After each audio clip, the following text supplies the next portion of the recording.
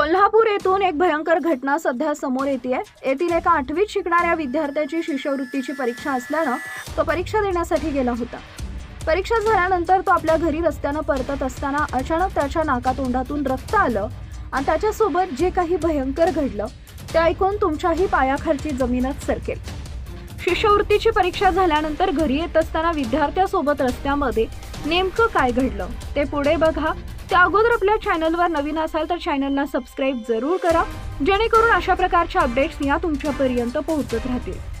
मिळालेल्या माहितीनुसार पिशवीपैकी वन्नागडेवाडी येथील श्रीधर वन्नागडे हा इयत्ता 8वी मध्ये बांबवडे येथील महात्मा गांधी विद्यालयात शिकत होता। आज त्याची शिष्यवृत्तीची परीक्षा बांबवडे केंद्रावर होती।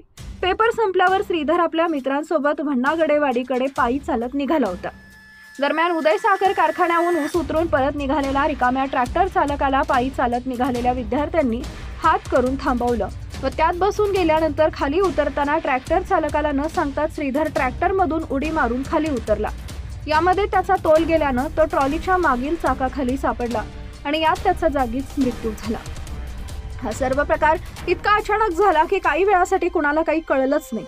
श्रीधर यास लगेचच बांबवडे येथे उपचारासाठी दाखल केले, परंतु त्याचा जागीच मृत्यू झाला होता। श्रीधर हा एकुलता एक मुलगा होता। त्याच्या पश्चात आई वडील व एक बहीण असा परिवार आहे।